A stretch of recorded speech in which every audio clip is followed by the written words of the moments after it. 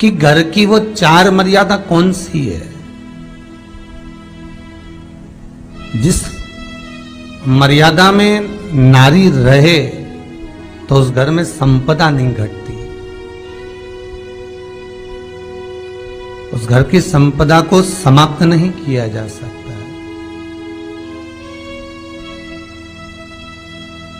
चार मर्यादा माता लक्ष्मी, मां सरस्वती के सामने माता पार्वती जी से पूछ रही, वो मर्यादा है कौन सी जिस मर्यादा के बल पर एक जो घर बसता है, घर जो बसाया जाता है, उस घर में सुख, सौभाग्य, संपदा, सत्ता, वैभव, प्रतिष्ठा, यश, कीर्ति, आरोग्यता, ये सब वहां रहे।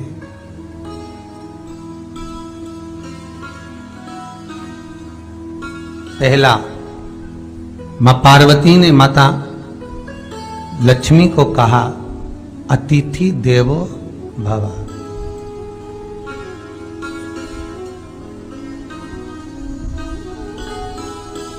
हमारे दरवाजे पर जब कोई अतिथि आए, हमारे दरवाजे पर कोई मेहमान आए, तो हम उसका आदर करें।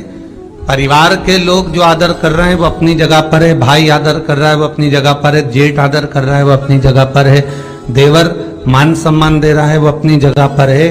पर सबसे पहला सम्मान घर की स्त्री को अतिथि का करना चाहिए।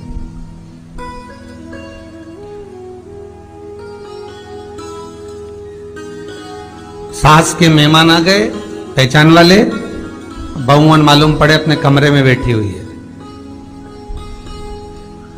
मेहमानों ने आकर पूछ लिया, क्यों बहू नहीं दिख रही? बस आ रही होगी। सास गई, रसोई घर में से पानी लाकर पिला दिया।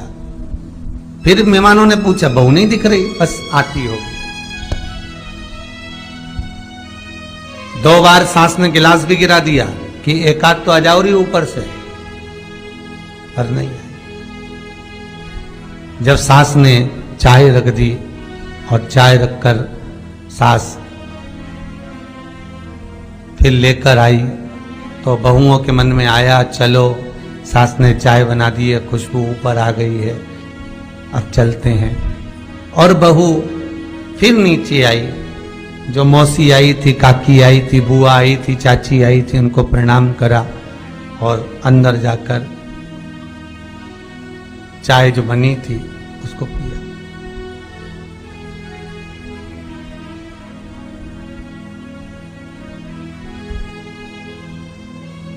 एक गरुड़ पुराण में लिखा है, 94 तरह के नरक में एक नरक है जो दरवाजे पर आए हुए अतिथि का सम्मान नहीं करता, उसको जल नहीं पिलाता, उसका मान सम्मान नहीं देता, उसका आतिथ्य नहीं देता, उसके लिए भी एक नरक रखा गया है।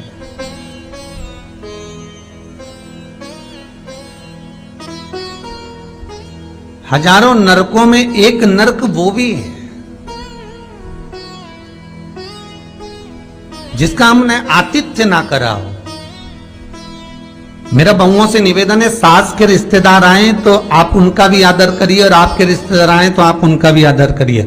जेठानी के रिश्तेदार आए तो आप उनका भी आदर करिए, और देवरानी के रिश्तेदार आए तो आप उनका भी आदर करिए। आप किसी न किसी रूप में जो अतिथि आया है वो न जेठ का है, न देवर का है, न वो सास का है, अतिथि घर का है,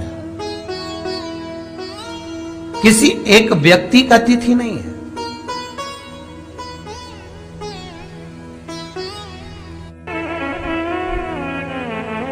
बड़ी बहू सोचे कि मैं घर की बड़ी, बड़े परिवार की, मेरे पास में बहुत धन दौलत, मैं काहे को गिनूं किसी मेहमान को।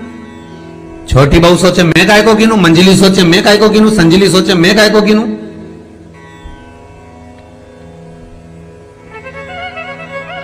तुम्हारे माँ बाप आए, सास अगर तुम्हारे पिता से, तुम्हारी माता से बात ना करे, देवरानी बात ना करे, जेठानी बात ना करे, तो तुम्हें कैसा लगेगा कि तुम्हारे माँ बाप आए और किसी ने सम्मान नहीं करा, उसी तरह सास के रिश्तेदार आए, तुम सम्मान नहीं करोगी तो उसको कैसा लगेगा।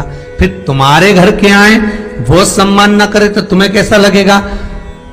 आतिथ्य घर में कोई भी आए वो सबके लिए। दूसरा क्रम बताया, घर के दरवाजे पर जो तुलसी का पौधा होता है, जीवन में सबसे पहले अगर दुख आता है, तकलीफ आती है, कष्ट आता है, बीमारी आती है, रोग आता है, कोई बड़ा घटना घटने वाली होती है, कोई बड़ा कष्ट आने वाला होता है,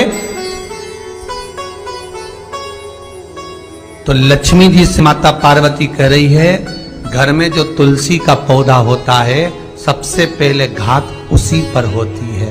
तुलसी का पौधा सूख जाता है, समाप्त हो जाता है, उसके डालियां मुरझा जाती हैं, नीचे लटक जाती है, मंजरी झुक जाती है, या तुलसी के कुंडे में जो मिट्टी है उसमें फफूंद पड़ जाती है।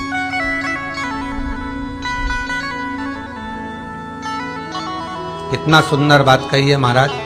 तुलसी के क्यारे में, पद्म पुराण, तुलसी के क्यारे में जो हम जल डालते हैं, वो जल हमने जब डाला और वो जल अगर नीचे गिर रहा है, उसका भी दोष वर्णन है महाराज, उसका भी दोष हमारे शास्त्रों में वर्णित किया गया। तुलसी के क्यारे में अगर जल डाल रहे हैं और वो जल जमीन पर बह रहा है, गिर रहा है, उसका भी दोष है। तुलसी के क्यारे में उतना ही जल दिया जाए जितनी मट्टी सोख ले, 2-4 8 बूंद पानी गिरे चल जाएगा। तुलसी के क्यारे में छिद्र रहता है, बूंद बूंद पानी टपक जाए वो चल जाएगा। पर तुमने तुलसी के क्यारे में जो जल भरा, लोटा भर भर के डाल दिया, और ऊपर से जो जल कुंडा भरा कर उलीच में से, अर्थात भराने के बाद जो नीचे गिर रहा है, वो दोषपूर्ण है महाराज, उसकी दोष था।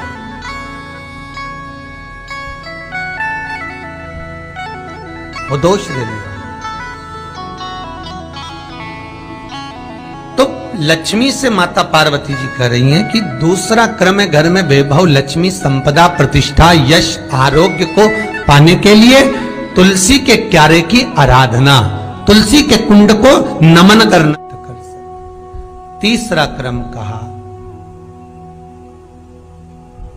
घर में चाहे नल लगा हो, चाहे आरओ का प्लांट लगाओ, पानी का, घर में छोटा छोटा आरओ प्लांट लगा लेता है,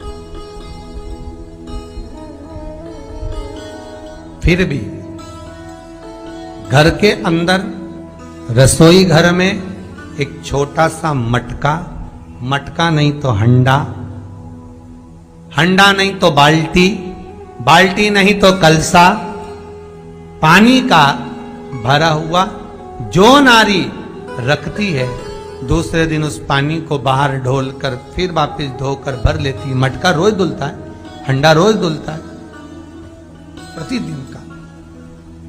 जितना जल उस पात्र में रहता है, भरता है, ऐसे ही घर में संपदा बढ़ती।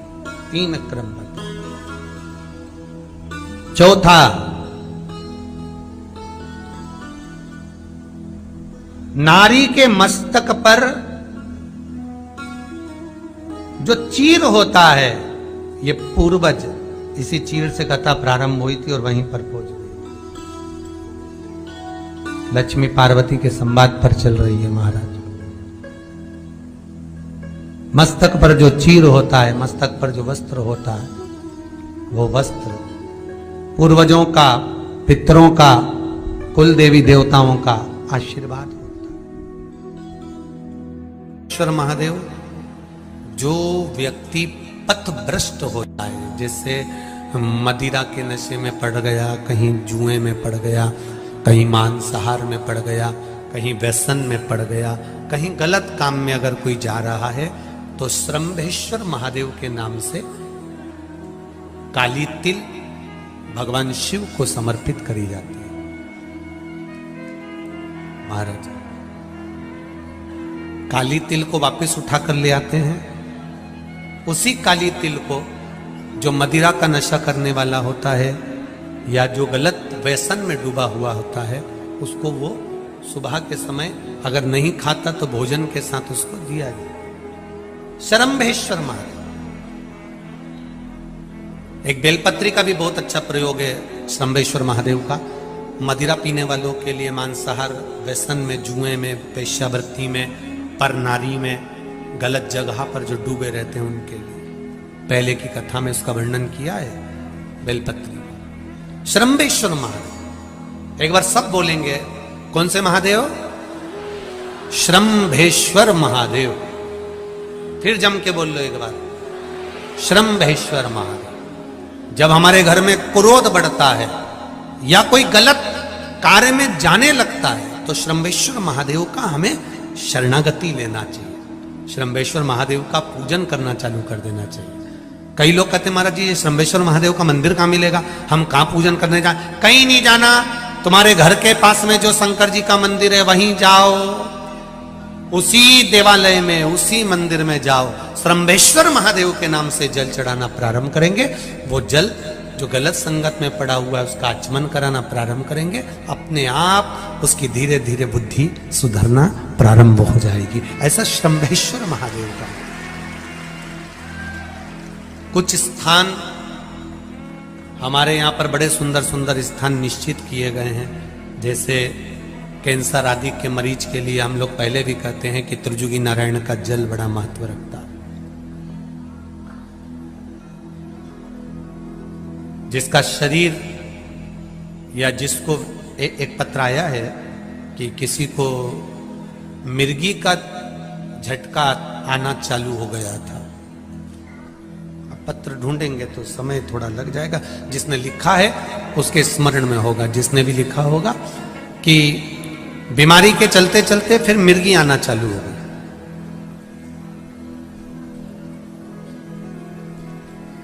जिसने भी लिखा है वो दोनों हाथ एक बार हिला देना। जिसके लिए भी लिखा होगा वो इतना ध्यान नहीं आ रहा। तो उनको मिर्गी का झटका आना प्रारंभ हुआ। अब मिर्गी का झटका आना प्रारंभ हुआ, कई महीने निकल गए, मिर्गी के झटके बंद नहीं हुए। तब उन्होंने पत्र में लिखा है कि शरम्भेश्वर महादेव का आपने जो वर्णन करा था 31 बेलपत्र वाला, गुरुजी हमने वो 31 बेलपत्र वाला प्रयोग करना प्रारंभ करा और उन्होंने पत्र में लिखा है कि मिर्गी के झटके भी बाबा की कृपा से ठीक हो गए हैं। अब कोई झटके उनको आने। शरम्भेश्वर महादेव का जो वर्णन है, शरम्भेश्वर महादेव का जो गुणगान है, ये कोई साधारण नहीं है। शिव महापुराण में भागवत के प्रहलाद चरित्र को लाकर रखा गया है केवल शरम्भेश्वर महादेव के प्रागट्य के लिए। ऐसा शरम्भेश्वर महादेव का गुण। एक बार फिर आप लोग भूल ना जाओ उसके लिए एक बार फिर से बोल लो। कौन से महादेव? शरम्भेश्वर महादेव। ये शरम्भेश्वर महादेव जैसे कुंदकेश्वर महादेव। कुंदकेश्वर महादेव का क्या काम है? माता पार्वती ने बिदल उत्पल को मारने के लिए जो कुंदुक फेंका था, वो कुंदुक भगवान शंकर के पांव में जाकर गिरा था। तो शिव जी का नाम कुंदकेश्वर हो गया था। जब हमारे यहाँ कोई दवाई नहीं लगती शरीर में, कोई कैंसर जैसा रोग हो गया, किडनी लीवर का रोग हो गया या बीपी शुगर का रोग हो गया, शुगर लेवल में नहीं आ रही है, तो आप शंकर जी पे से जो बेलपत्र ला रहे हो कुंदकेश्वर महादेव के नाम से लाओ। दवाई खाओ, डॉक्टर को दिखाओ, सारी जांचें कराओ, डॉक्टर के अनुसार चलो, डॉक्टर जैसा बताए वैसा करो, पर उस दवाई को भी शिव जी से कहकर कि बाबा कुंदकेश्वर महादेव का नाम लेकर उस दवाई को भी हम कुंदकेश्वर महादेव का प्रसाद समझकर पाना प्रारंभ करो। धीरे धीरे आराम लगना प्रारंभ होगा। कुंदकेश्वर महादेव रोग मुक्ति के लिए होते हैं और शरम्भेश्वर महादेव, बोलो बोलो जरा जम के, व्यसन की समाप्ति के लिए।